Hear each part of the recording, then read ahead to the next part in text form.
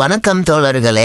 அக்கா சொன்ன கருத்து என்னன்னு உங்களுக்கு தெரிஞ்சிருக்கும். அப்படி இல்லாட்டி சுருக்கமா நான் சொல்லிடுறேன். மெட்ரோல லேடிஸ் கம்பார்ட்மெண்ட்டை முன்னாடி வச்சதுக்கும் ஜெனரல் கம்பார்ட்மெண்ட்டை பின்னாடி வைத்ததுக்கும் காரணம் ஆணாதிக்கவாதிகளுடைய மிசோஜினிஸ்ட் மனப்பான்மையாம். இதுக்கு ஜெனரல் கம்பார்ட்மெண்ட்னு ஒன்று இல்லவே இல்லாம ஆண்களுக்கு தனியா ஒரு கம்பார்ட்மெண்ட், பெண்களுக்கு தனியா ஒரு கம்பார்ட்மெண்ட் வைத்தா எந்த பிரச்சனையும் வராது என்பது போல பேசுகிறார். அதை பத்தி தான் தோழர்களே இந்த காணொலியில பார்க்க போறோம்.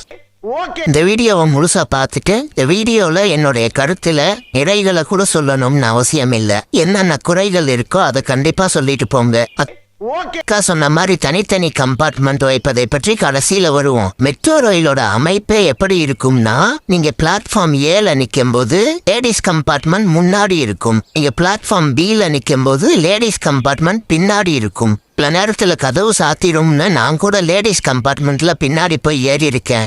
உன்னைய பத்தி நான் கூட என்னென்னமோ நினைச்சுக்கிறேன். நீ சீப்பால இருந்திருக்க. 10-15 ஸ்டெப் நடந்தா கம்பார்ட்மெண்ட்டுக்கு போயிடலாம். உடனே போயிடுவேன். அதுக்குள்ள நெய் பொறுக்கியை பார்ப்பது போல பார்ப்பார்கள், அல்லது எனக்கே அந்த மாதிரி கூட தோணும். அதற்காக லேடிஸ் கம்பார்ட்மெண்ட்டை பின்னாடி வைத்தது பெண்ணாதிக்க மனநிலைன்னு நான் சொல்லணுமா? நான் அது எவ்வளோ பெரிய அபத்தமா இருக்கும். இல்லாட்டி நான் உங்களுக்கு ஒரு ஐடியா தரேன். இந்த ஸ்டேஷன்ல இந்த பிளாட்ஃபார்ம்ல லேடிஸ் கம்பார்ட்மெண்ட் முன்னாடி நிற்கும். இந்த ஸ்டேஷன்ல இந்த பிளாட்ஃபார்ம்ல லேடிஸ் கம்பார்ட்மெண்ட் பின்னாடி நிற்கும். இந்த ஸ்டேஷன்ல இந்த பிளாட்ஃபார்ம்ல நம்ம படியில போனோம்னா லேடிஸ் கம்பார்ட்மெண்ட்டுக்கு நேரா போயிடலாம். இந்த ஸ்டேஷன்ல இந்த பிளாட்ஃபார்ம்ல எஸ்கலேட்டர்ல ஏறினா அல்லது லிஃப்ட்ல ஏறினா நேரா லேடிஸ் கம்பார்ட்மெண்ட் நிக்கிற பிளாட்ஃபார்முக்கு போயிடலாம். அப்படிங்கிற மாதிரி நோட்ஸ் எடுத்து வச்சுக்கோங்க.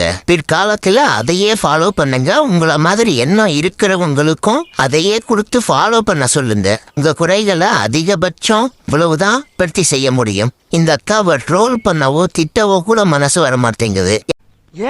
ஏன்னா இந்த அக்காவே சில நல்ல கருத்துக்களையும் இதுக்கு முன்னாடி சொல்லி இருக்காங்க. உண்மையிலே பெண்களுக்கு மெட்ரோல பிரச்சனை இருக்கான்னா இருக்கு. மெட்ரோல மட்டுமா, எலக்ட்ரிக் ட்ரெயின்ல, பஸ்ல, ஆட்டோல, வீட்டுல கூட பிரச்சனை இருக்கு. பெண்களை படிக்க விடாதது, குழந்தையிலே திருமணம் பண்றது, டொமஸ்டிக் ஹராஸ்மெண்ட், காதல் ஆசிட் வீசுறது, பெண்களுக்கு 1000 பிரச்சனை இருக்கு. ஆனா உண்மையா யோசிச்சு பாருங்க, மேல சொன்ன விஷயத்தெல்லாம் பண்றோம் யாரா இருப்பான்னு நினைக்கிறீங்க? பெண் தோழி இல்லாதவன், முன்ன பின்ன பெண்களோட பழகாதவன், பெண்களோட வேலை பார்க்காதவன், அவனை போய் நீங்க மீண்டும் மீண்டும் பெண்களுக்கு தனி பள்ளி, ஆண்களுக்கு தனி பள்ளி, பெண்களுக்கு தனியா சீட்டு ஒதுக்கணும், ஆண்களுக்கு தனியா சீட்டு ஒதுக்கணும், பெண்களுக்கு தனி கோச்சு, ஆண்களுக்கு தனி கோச்சு, இவங்களுக்கு தனி கம்பார்ட்மெண்ட், அவங்களுக்கு தனி கம்பார்ட்மெண்ட், எப்படி தீர்வாகும்? இது எப்படி கை கொடுக்கும்? இது கையவில்லை கிளிக்கும். இதுக்கு தீர்வே இல்லையான்னு கேட்டா இருக்கு.